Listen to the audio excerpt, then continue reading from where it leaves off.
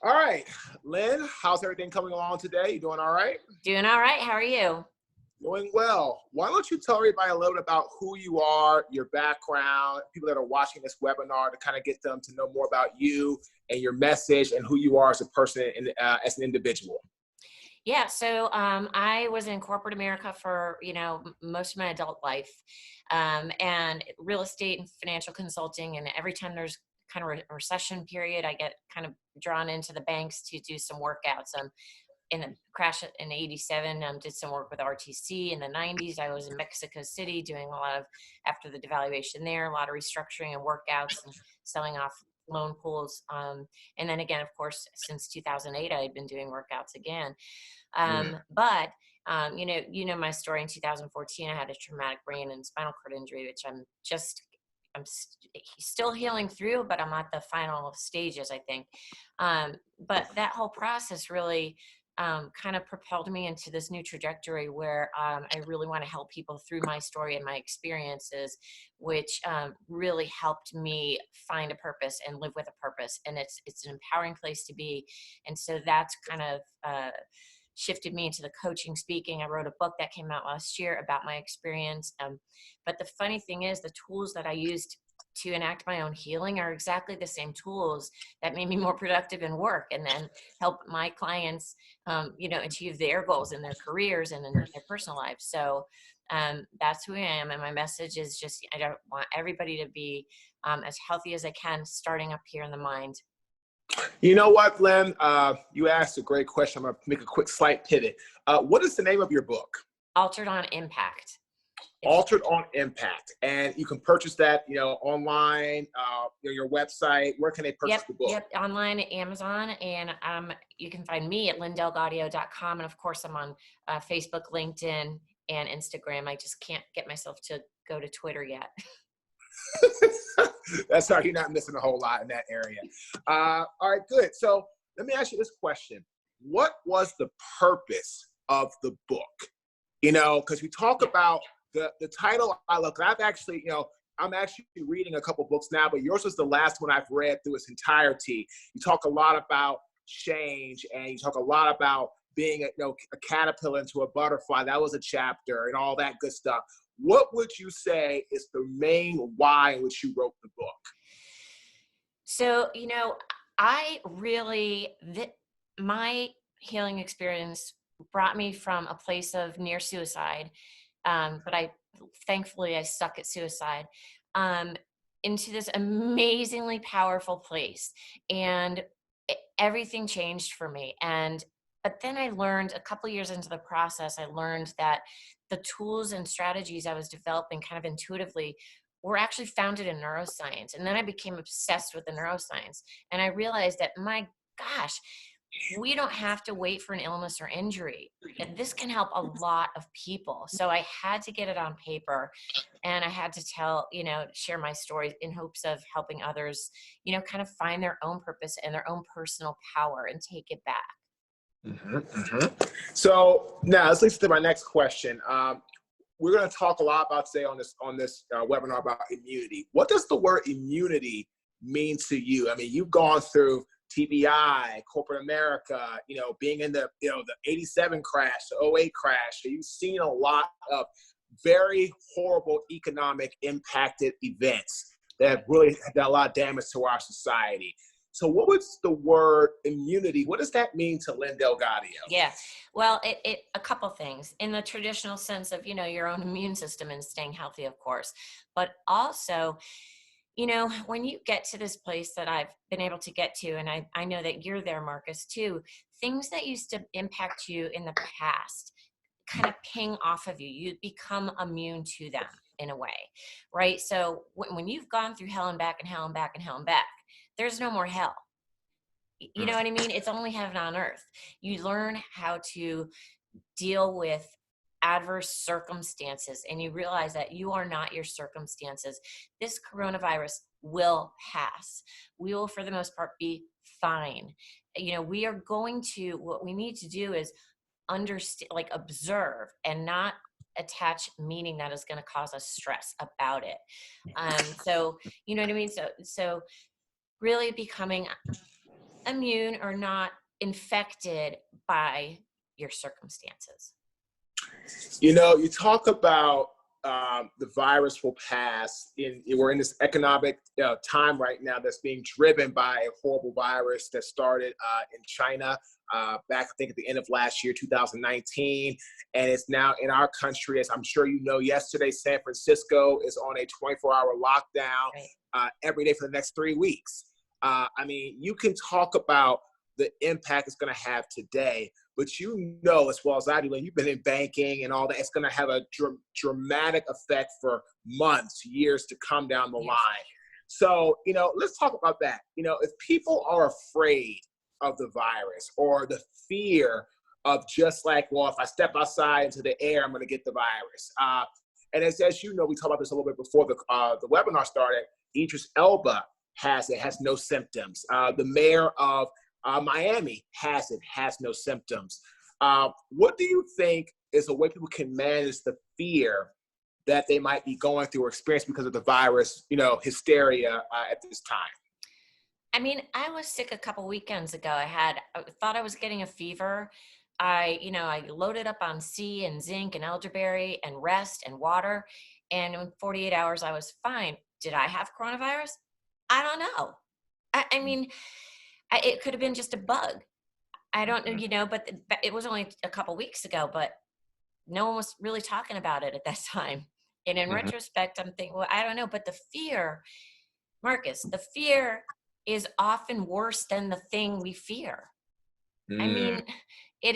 mean, definitely worse. And here's the thing. When you are in a state of fear and survival mode, and there's so much, I was joking earlier, I'm watching CVNN, the Coronavirus News Network, because that's all you hear. Right. Right. And so it's easy for your brain to go to catastrophe. And there's so much in your question, and my head is really, because there's so much packed in there.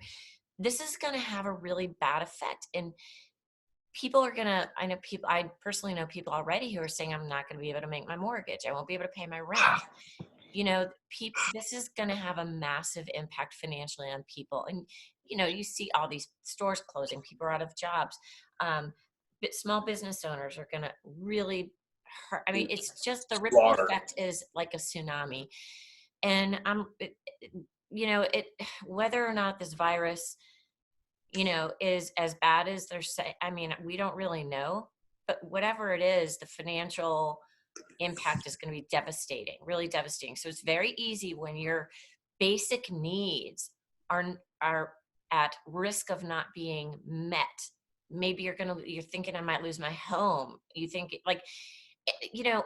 what is stress? Let me back up. What is stress? Stress is when your brain identifies a threat, right? Okay. And right now we've got potential physical threat of getting ill, physical threat of maybe losing your home in your mind anyway, emotional threat, financial threat. We've got so many stressors, threats coming at us at once. And so the limbic brain, we're still kind of in a primal mode, but we're kind of still caveman-esque because our brain goes to that place of, I've identified a threat, but it's not a saber-toothed tiger, but that's what our brain kind of is triggering in us. And so it's very easy for the brain to go to that mode.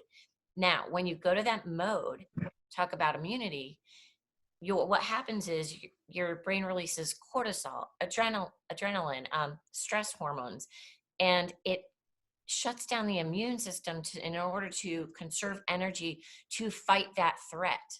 So Mm-hmm. you're suppressing your immune system when you're in a state of stress and survival, right? Protection. The problem is you cannot heal in that state, and you can't be in two areas of the brain at the same time.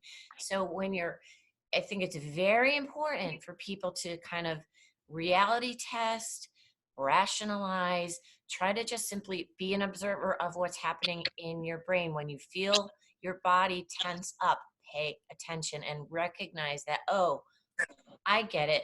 Thank you, brain, for identifying the threat, but I got this. Mm-hmm. Just Mm-hmm. calm on down. Let's stay in appreciation, stay in a mood. It might feel unnatural to go to appreciation, which sounds weird, but it will, because your brain is so hyperactive right now trying to protect. but we have to be in appreciation so that we can grow through this and heal and keep our immune system healthy. So I want to ask you a question. I want to go to the fiscal side, economic impact. You said you know people who are not going to be able to make their mortgage. What would you say is the median age of the people that you're hearing that statement from at this time? What would you say their age range is that you're talking to? Well, I don't know that it's going to really mean much, because most of my friends and the people I coach fall into a certain age group. So, No, but where I'm trying to go with this is yeah. I'm trying to show people it doesn't really matter, because people in my age are the same thing. I'm in my 30s. So I'm hearing the same thing. People in my 30s like, I can't make my mortgage. My wife is a teacher. The contractors, Lynn, are not getting paid at this time.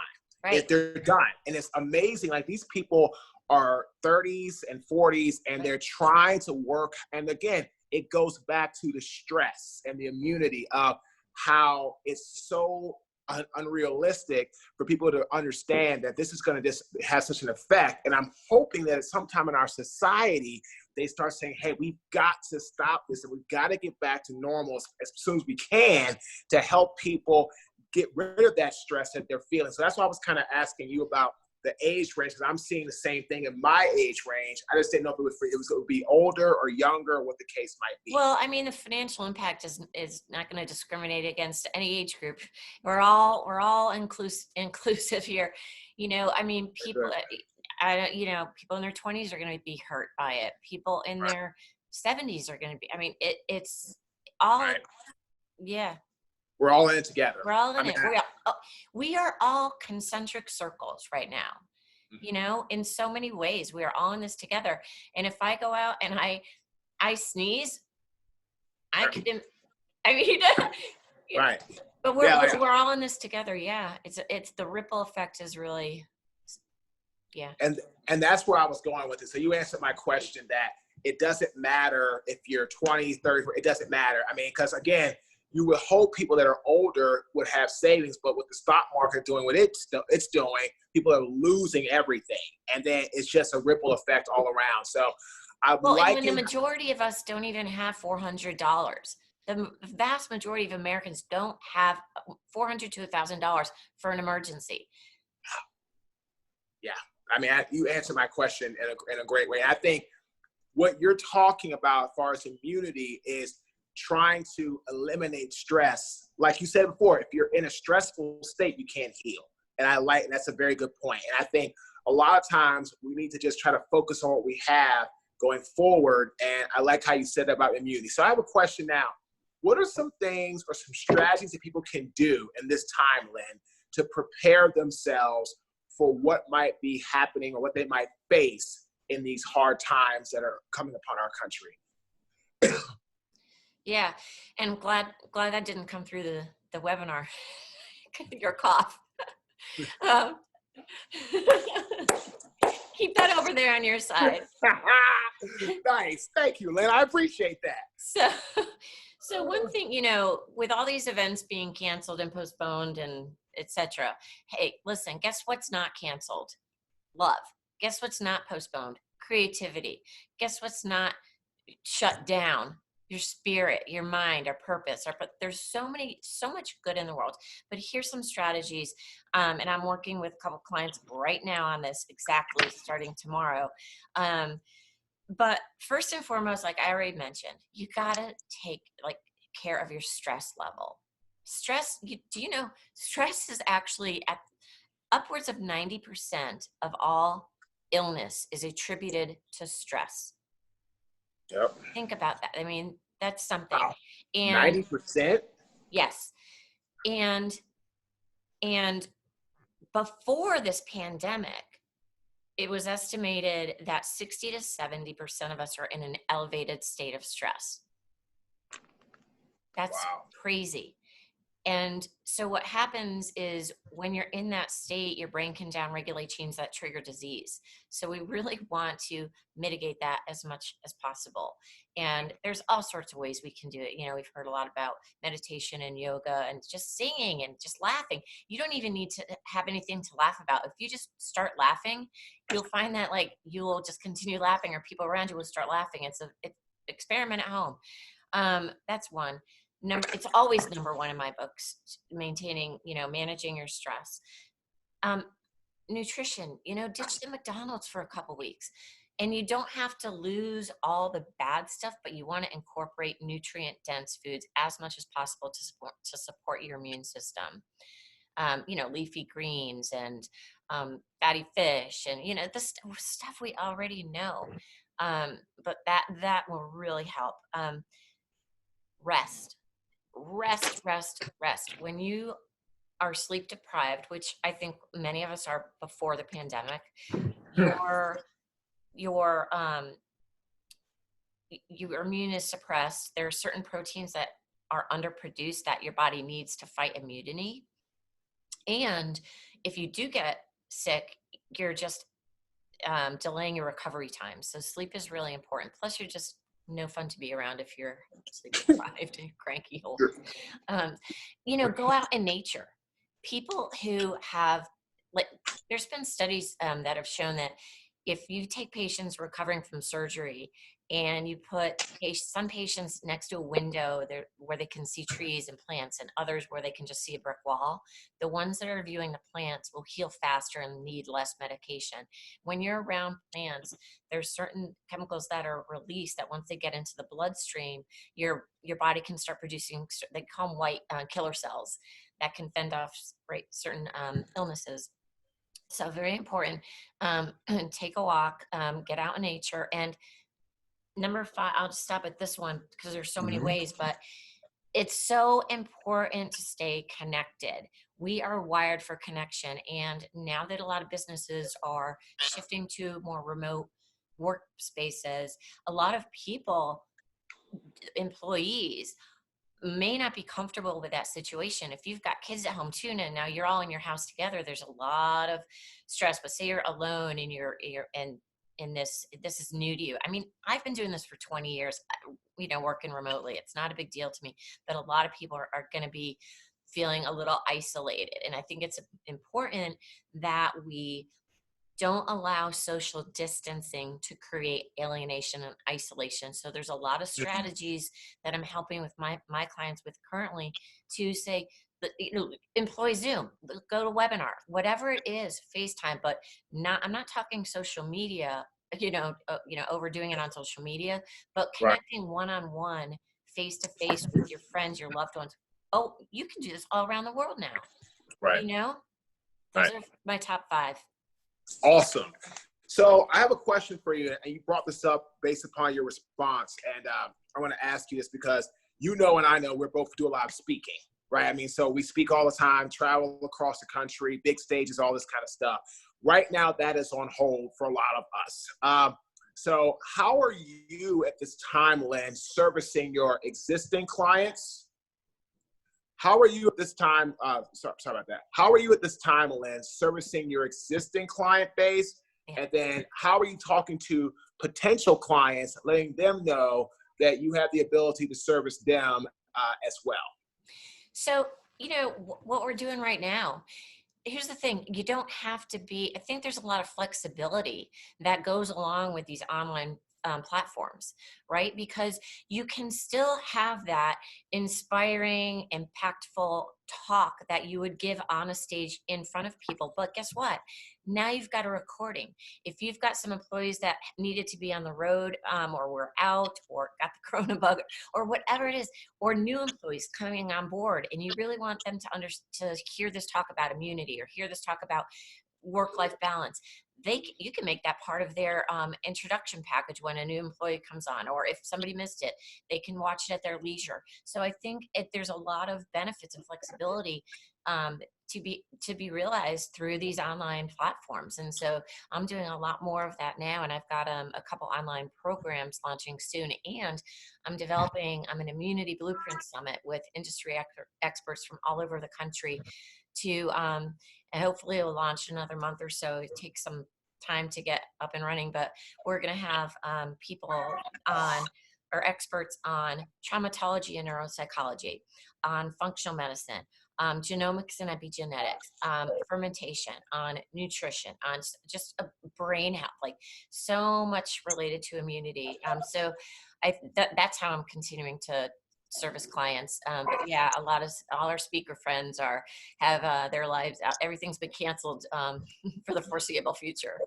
Yep, I sure have. So in closing, Lynn, what would be the one piece of advice that you would give to people watching this webinar to really help them through a big challenge? It could be the fear of the coronavirus. It could be the financial fear. It could be the stress level of not being able to leave their home for a week, like if you're in San Francisco. What would be the one piece of advice you would offer people who are now watching this webinar? Remain calm and carry on. I mean, but it's so much easier said than done. And you've read my book. There's so many tools in there, and systems and strategies, and and I've got a lot of the blogs that I have online speak to that. It's really important that we stay calm, stay in appreciation, and and reach out to me, and and email me, and and set up a free discovery session, and I can help with that. I think it's really important that we just stay calm and be present and breathe. We'll get through this. We will be fine. It's scary right now, but that's just this trying to protect you. Yeah. Yeah, I agree. I wholly agree. So again, Lynn, how can people find you? Your website, email, social media, handles. How can people get in touch with you if they want to get a free consultation to talk about you helping them with some health and wellness coaching? Yeah. So you can go to lynndelgadio.com, email me at lynn@lynndelgadio.com. Lynn Delgadio, you find me on LinkedIn and Instagram and Facebook under Lynn Delgadio. I also have another page on Facebook, which is Yes to Your Health. So just get out there, find me, and I look forward to hearing from people. Fantastic, Lynn. Well, you did a great job. You answered some questions I had around the median, the economic impact to immunity, to stress level, to how your mind cannot heal if it's in a state of stress, which makes perfect sense when you don't even think about it, but makes perfect sense, to your experience in corporate, to your whole background with just understanding how things will pass. And our mind is usually our biggest barrier sometimes to allow to move us forward. And if we can get out of that, I think we call it mind style, get out of that style of always thinking about negativity, what we don't have, and more appreciation for what we do have, it'll be a much better life for us all. Because again, life is short already. Don't compile it by fear and constant anxiety. Yeah. So this has been great. So I appreciate it. And thanks for your time. And again, if I want to get in touch with Lynn, email her, follow on social media, and get in touch with her. She can help you with her health and wellness coaching strategies and help you go from where you are to where you want to be. Thanks, Marcus. Good to see you. Talk to you soon. Bye.